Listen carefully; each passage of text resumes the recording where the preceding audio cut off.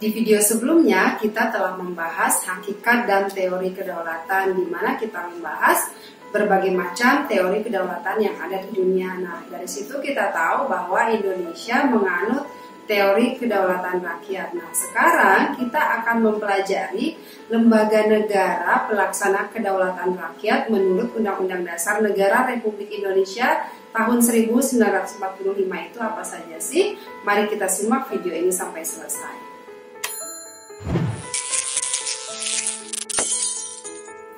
Yang pertama, kita akan melihat lembaga negara yang pertama, yaitu MPR. MPR ini adalah Majelis Permusyawaratan Rakyat, yaitu lembaga legislatif yang merupakan salah satu lembaga tinggi negara dalam sistem ketatanegaraan Indonesia. Setelah amandemen UUD 1945, anggota MPR ini terdiri dari anggota DPR dan DPD. Oke, berikutnya kita lihat tugas dan wewenangnya. Yang pertama, mengubah dan menetapkan Undang-Undang Dasar, melantik Presiden dan Wakil Presiden, memberhentikan Presiden dan atau Wakil Presiden, melantik Wakil Presiden menjadi Presiden apabila Presiden mangkat, berhenti, diberhentikan, atau tidak dapat melaksanakan kewajibannya dalam masa jabatannya. Yang kelima, memilih Wakil Presiden dari dua calon yang diajukan Presiden apabila terjadi kekosongan jabatan Wakil Presiden. Dan yang keenam, memilih Presiden dan Wakil Presiden apabila keduanya berhenti secara bersamaan dalam masa jabatannya. Oke, kemudian kita lihat lagi hak anggotanya. Yang pertama, mengajukan usul pengubahan pasal Undang-Undang Dasar 1945, menentukan sikap dan pilihan dalam pengambilan keputusan, memilih dan dipilih, membela diri, imunitas, protokoler, dan keuangan dan administratif. Oke, sekarang kita lihat kewajiban anggotanya. Yang pertama, memegang teguh dan mengamalkan Pancasila. Yang kedua, melaksanakan Undang-Undang Dasar 1945 dan menaati peraturan perundang-undangan. Yang ketiga, mempertahankan dan memelihara kerukunan nasional dan menjaga keutuhan NKRI. Yang keempat, mendahulukan kepentingan negara di atas kepentingan pribadi, kelompok, dan golongan. Dan yang kelima, melaksanakan peranan sebagai wakil rakyat dan wakil daerah. Berikutnya, tadi kita telah membahas MPR, selanjutnya kita akan melihat lembaga negara berikutnya adalah Presiden dan Wakil Presiden. Presiden adalah kepala negara sekaligus kepala pemerintahan Indonesia. Sebagai kepala negara, Presiden adalah simbol resmi negara Indonesia di dunia. Nah, sebagai kepala pemerintahan, Presiden dibantu oleh Wakil Presiden dan Menteri-Menteri dalam kabinet. Kemudian memegang kekuasaan eksekutif untuk melaksanakan tugas-tugas pemerintah sehari-hari. Presiden dan Wakil Presiden menjabat selama 5 tahun dan sesudahnya dapat dipilih kembali dalam jabatan yang sama untuk 1 kali masa jabatan. Sekarang kita lihat wewenang, kewajiban, dan haknya. Yang pertama, memegang kekuasaan pemerintah menurut Undang-Undang Dasar, memegang kekuasaan yang tertinggi atas Angkatan Darat, Angkatan Laut, dan Angkatan Udara, mengajukan rancangan undang-undang kepada DPR, menetapkan peraturan pemerintah pengganti undang-undang, ini dalam keadaan genting yang memaksa, kemudian menetapkan peraturan pemerintah.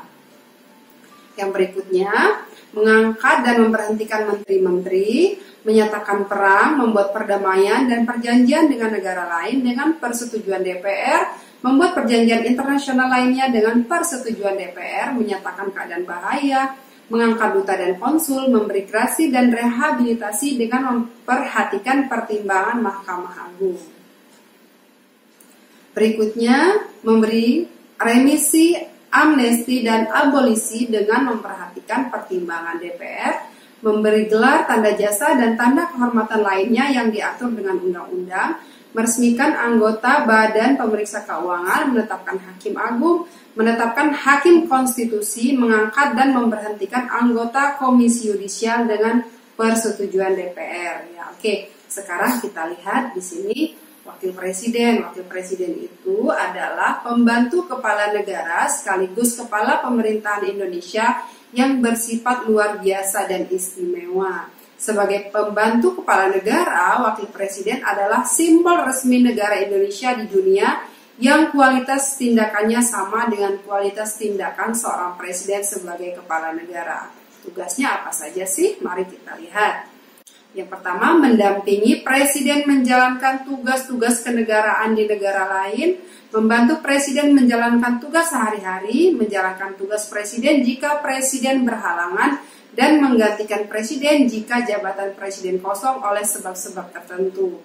Kemudian memperhatikan secara khusus, menampung segala masalah-masalah, dan mengusahakan pemecahan yang perlu menyangkut bidang tugas kesejahteraan rakyat. Kemudian melakukan pengawasan pembangunan operasional dengan bantuan departemen-departemen. Oke. Itu tadi tentang presiden dan wakil presiden. Berikutnya kita lihat DPR. Fungsinya ada 3. Yang pertama, fungsi legislasi, yaitu dilaksanakan untuk membentuk undang-undang bersama dengan presiden. Yang kedua, fungsi anggaran, dilaksanakan untuk membahas dan memberikan persetujuan atau tidak memberikan persetujuan terhadap rancangan undang-undang tentang APBN yang diajukan presiden. Dan yang ketiga, fungsi pengawasan dilaksanakan melalui pengawasan atas pelaksanaan undang-undang dan APBN. APBN itu adalah anggaran pendapatan dan belanja negara, ya. Oke, berikutnya haknya ada hak interpelasi, yaitu hak DPR untuk meminta keterangan kepada pemerintah. Yang kedua, hak angket, hak DPR untuk menjelaskan pelaksanaan suatu undang-undang dan atau kebijakan pemerintah. Berikutnya, hak imunitas adalah kekebalan hukum, dan yang terakhir hak menyatakan pendapat. Itu tentang DPR. Sekarang kita lihat DPD, ya. Dewan Perwakilan Daerah adalah lembaga tinggi negara dalam sistem ketatanegaraan Indonesia yang anggotanya merupakan perwakilan dari setiap provinsi yang dipilih melalui pemilu. Mari kita lihat tugas dan wewenangnya. Tugas dan wewenangnya jika mengacu pada ketentuan pasal 22D UUD 1945 mengajukan rancangan undang-undang kepada DPR berkaitan dengan otonomi daerah. Ya, oke. Berikutnya lalu hubungan pusat dengan daerah, pembentukan dan pemekaran serta penggabungan daerah, pengelolaan sumber daya alam dan sumber daya ekonomi lainnya. DPD ikut merancang undang-undang yang berkaitan dengan otonomi daerah, pertimbangan atas rancangan undang-undang dan pemilihan anggota BPK. DPD juga menjadi pengawasan atas pelaksanaan undang-undang. Oke, lembaga negara berikutnya adalah BPK atau Badan Pemeriksa Keuangan, yaitu lembaga negara dalam sistem ketatanegaraan Indonesia yang memiliki wewenang memeriksa pengelolaan dan tanggung jawab keuangan negara. Menurut UUD 1945, BPK merupakan lembaga yang bebas dan mandiri. Anggota BPK dipilih oleh DPR dengan memperhatikan pertimbangan DPD dan diresmikan oleh Presiden. Sekarang kita lihat tugas dan wewenangnya, yaitu mengawasi kebijakan dan arah keuangan negara, meminta keterangan kepada berbagai pihak dalam menjalankan tugasnya, dan menyampaikan hasil pengawasan kepada DPR, DPD, dan DPRD. Berikutnya kita lihat Mahkamah Agung, yaitu lembaga tinggi negara dalam sistem ketatanegaraan Indonesia yang merupakan pemegang kekuasaan kehakiman bersama-sama dengan Mahkamah Konstitusi yang bebas dari pengaruh cabang-cabang kekuasaan lainnya. Mahkamah Agung membawahi badan peradilan dalam lingkungan peradilan umum, peradilan agama, peradilan militer, dan peradilan tata usaha negara. Tugas dan wewenangnya sendiri adalah mengadili dan menentukan permohonan kasasi, memeriksa dan memutus sengketa kewenangan, mengadili, meninjau kembali putusan pengadilan yang telah memiliki kekuatan hukum tetap, menguji peraturan perundang-undangan di bawah undang-undang terhadap undang-undang. Berikutnya, Mahkamah Konstitusi adalah lembaga tinggi negara dalam sistem ketatanegaraan Indonesia yang merupakan pemegang kekuasaan kehakiman bersama-sama dengan Mahkamah Agung. Tugas dan wewenangnya Yang pertama, mengadili pada tingkat pertama dan terakhir untuk menguji undang-undang terhadap undang-undang dasar. Yang kedua, memutuskan sengketa kewenangan lembaga negara, memutuskan pembubaran partai politik, memutuskan perselisihan tentang hasil pemilu, memutuskan pendapat DPR mengenai dugaan pelanggaran presiden dan atau wakil presiden menurut undang-undang dasar.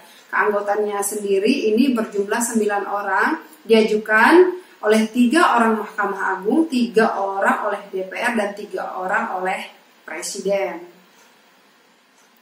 Berikutnya, Komisi Yudisial atau disebut KY ya, adalah lembaga negara yang dibentuk berdasarkan Undang-Undang Dasar 1945 yang berwenang mengusulkan pengangkatan Hakim Agung dan mempunyai wewenang lain dalam rangka menjaga dan menegakkan kehormatan, keluhuran martabat, serta perilaku hakim.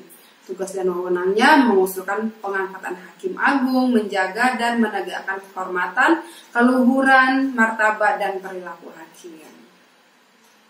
Oke, demikian tadi penjelasan mengenai lembaga negara pelaksana kedaulatan rakyat menurut Undang-Undang Negara Republik Indonesia tahun 1945. Semoga membantu dalam memahami materi hakikat dan teori kedaulatan. Terima kasih telah menyaksikan video ini sampai selesai. Saya Fitriani, sampai jumpa dan terima kasih.